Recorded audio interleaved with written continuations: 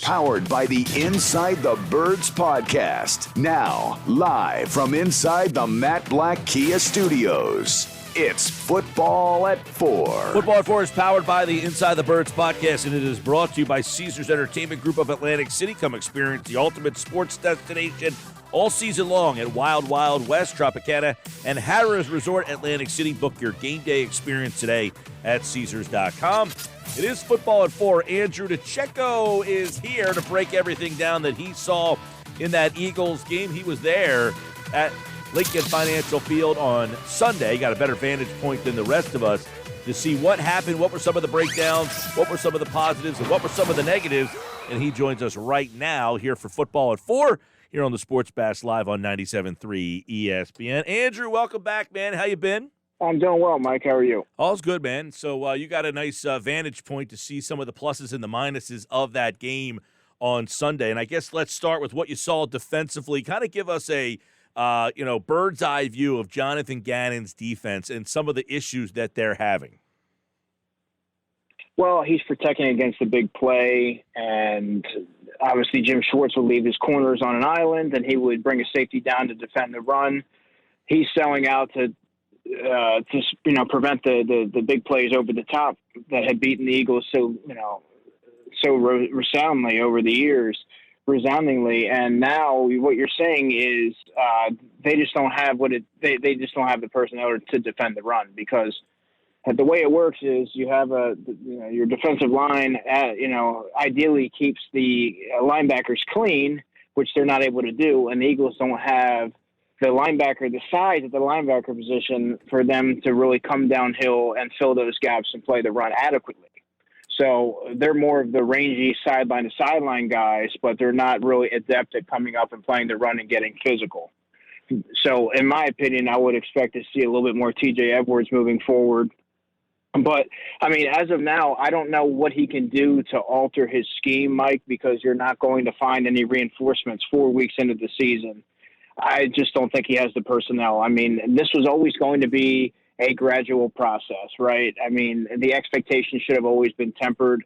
He's really trying to implement a scheme in the middle of, in the mid of a transition season, and I don't think he has the personnel in which to do so. So now what you have to do if you're him is this obviously can't continue. So you have to figure out how you're going to utilize the personnel that you do have and put them in position to make some plays and fill these gaps and, stop the bleeding a little bit, or teams are going to continuously keep going after them against the run. It's a copycat league. Right. So you mentioned that the linebackers, obviously it's not a priority position, but in this defense, if Jonathan Gannon's your defensive coordinator, does that have to change? Yeah, I mean, you obviously need to prioritize the linebacker position. I mean, Jonathan Gannon had the luxury of having a Darius Leonard, who is a freakishly athletic player that can do a little bit of everything. But then you come here and you're asking linebackers who are really best suited to be 3s and 4s on most teams to be 1s and 2s. And there are a lot of them are undrafted, or you have a guy like Davion Taylor that was a former 3rd-round pick, and he played 9 snaps on defense last week. I mean, you have to shake something up or try something different, because Eric Wilson can't keep getting the lion's share of the snaps. Alex Singleton's a nice player. I think his role is he should probably be a 3rd linebacker to come in fresh and run around the field and make those tackles. But they simply don't have the personnel right now. But I think moving forward into the offseason, you have to reassess what you have here and really alter your view on the position as a whole, because something needs to be done here. I also think that safety has been a big issue and continues to be. You keep trying to patchwork fill it with these veteran free agents and the Anderson Dejos, the Anthony Harrises, and the cast-offs like the Marcus Epps's, and Kayvon Wallace hasn't quite panned out yet. So eventually you have to get bona fide starters at these positions, or teams are going to continuously find success going after those areas. Yeah, so let's get your take. Everybody seems to be talking about Fletcher Cox and what's going on with him. Is he struggling, or is he a product of the fact that teams are saying, all right, well, you guys are going to play your safeties back, your linebackers aren't very good, so let's double the best player you got and make him and kind of nullify him? Well, from my viewpoint, has he been getting double teams? Sure, of course. I mean, he's Fletcher Cox. He's commanded double teams for a number of years. He's been a dominant player. But I'll also say that the double teams have not been as frequent. And when he is double teamed, he's been double teamed in the past, and he's been able to find a way to pour through it. That's what made him such a dominant player and one of the best defensive tackles in football. And now you're not seeing that. I also, not to make excuses for him, but I do think that a lot of it has to do with him playing so many snaps over the years. Remember, he really was the constant at the defensive tackle spot. He had sidekicks that were supposed to be playing alongside him, like Tim Jernigan, who was in and out of the lineup. And you had guys like Destiny Vial and Bill Allen and all these T.Y. McGill over the years, Bruce Hector. So he really had to be out there, and he's logged a ton of snaps, and he's been fending off double teams for years. And I honestly think it's a product of the player being a year older and just starting to wear down a little bit. He doesn't necessarily have that motor that he had earlier in his career.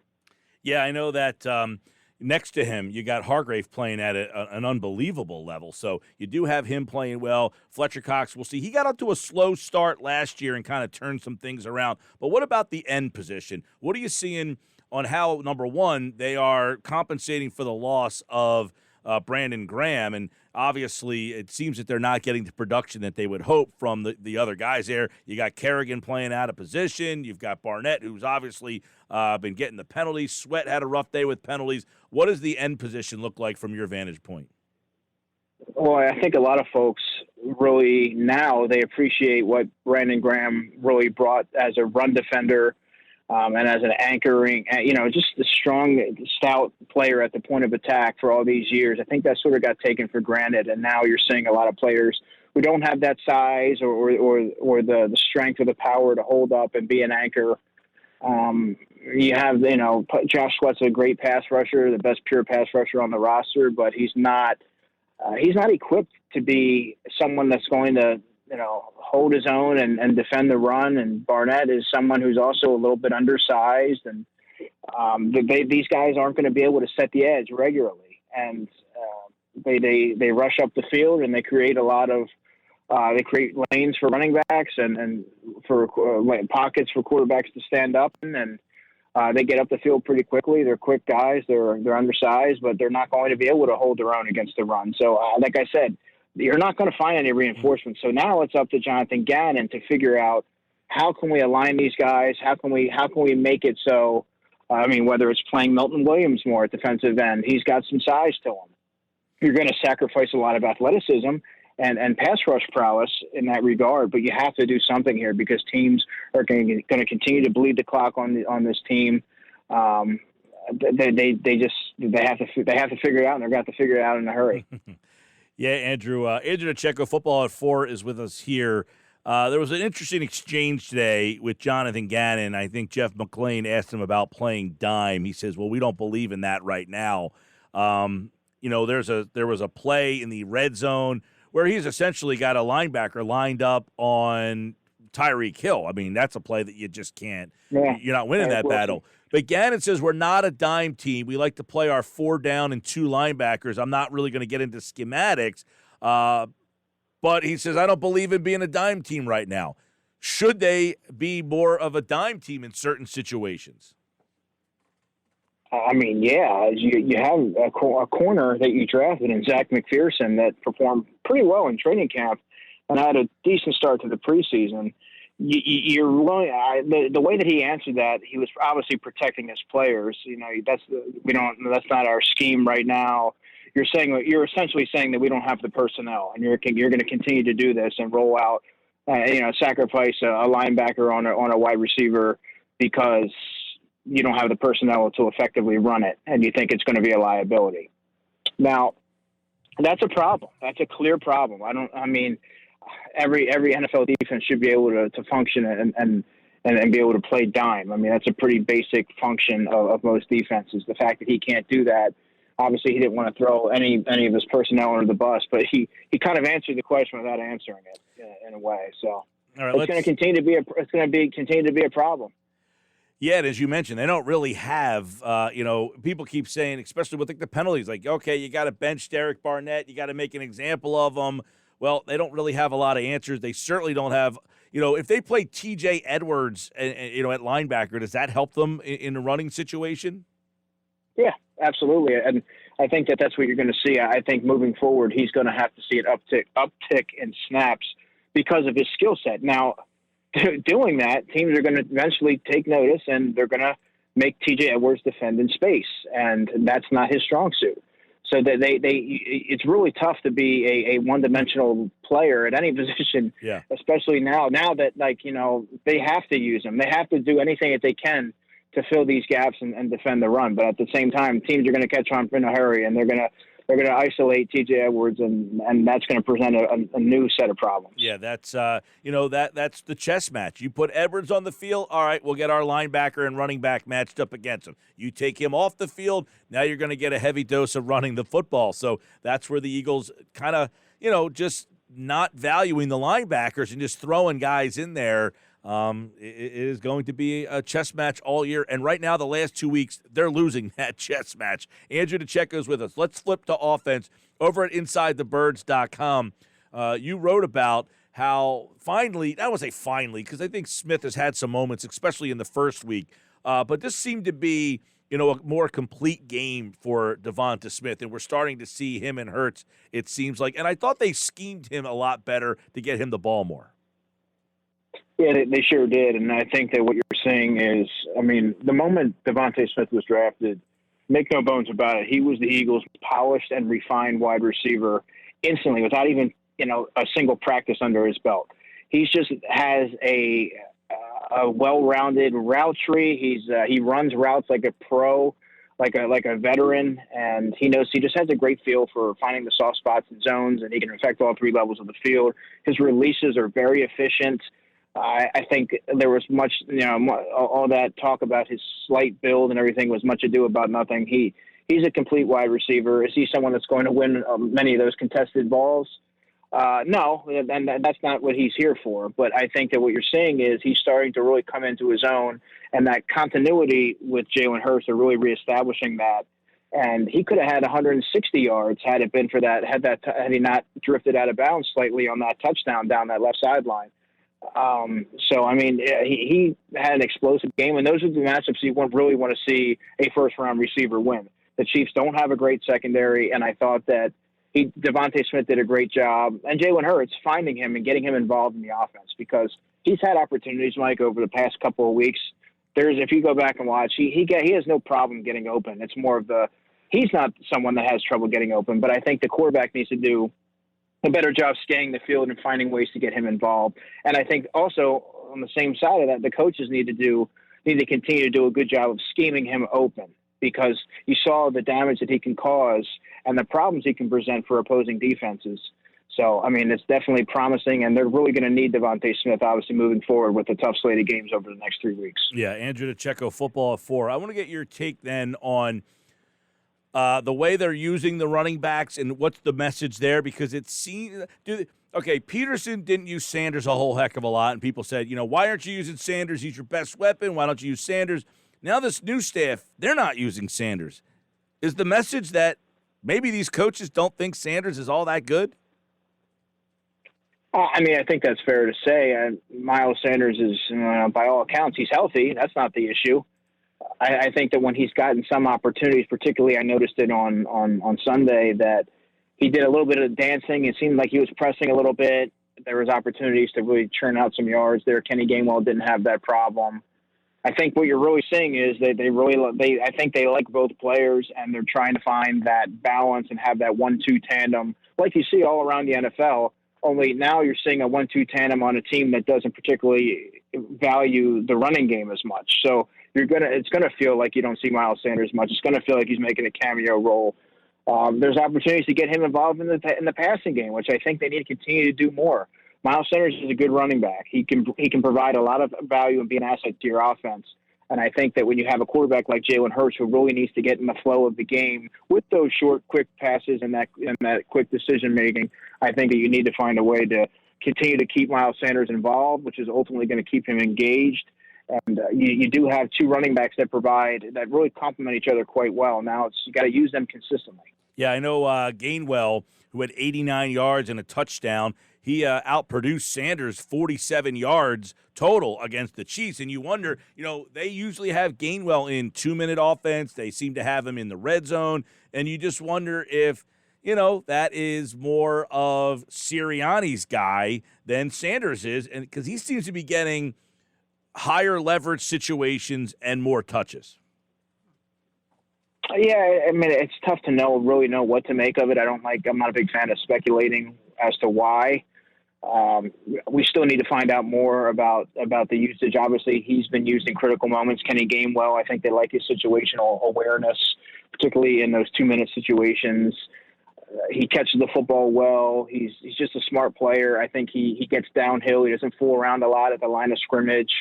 And he goes straight ahead with a full head of steam, and he's not easy to bring down despite his slight build. He generates a little bit of power when he gets his momentum moving forward and accelerates. So there's a lot to like about Kenny Gainwell. I think Miles, the one thing you don't want to see from Miles is you don't want to see him pressing when he does get his opportunities, which is something that I sort of took away from that, is that you're seeing him sort of, okay, I will get X amount of opportunities. I got to make the big play. Yeah. Whereas Kenny Gainwell really takes what the defense gives him, and he just doesn't do a whole lot of dancing, and just hits the gap and shoots the gap, and falls ahead for positive yards. And I think that the more he continues to do that, the more the coaches are going to continue to trend in his direction a little bit more, and you might see a slight shift in the touches. Now, you wrote about this over at InsideTheBirds.com. Andrew Dicecco is with us at Dicecco NFL.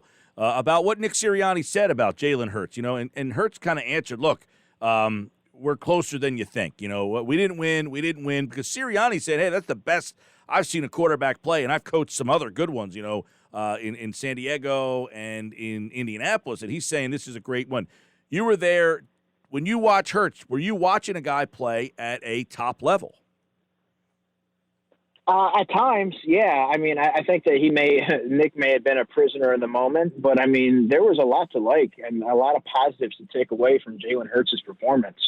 And I think that sort of gets lost in getting off to the start that the Eagles have is, you're seeing a quarterback really sort of grow up and use that adversity from the previous week and learn from that and grow from that. It's not going to be instantaneous. It is going to be a gradual progression, but you want to see those signs of a quarterback who's making those adjustments and making those improvements. And I thought that the game plan, for one, really catered to his strengths as a quarterback, which is getting the ball out quickly. And Jalen did a good job with his decision-making and protecting the football and hanging in the pocket a little bit more and not being so quick to improvise and create yards with his legs. You feel like you have to just really take what the defense is giving you, get into a rhythm, and you saw the rhythm that he got in on that first drive.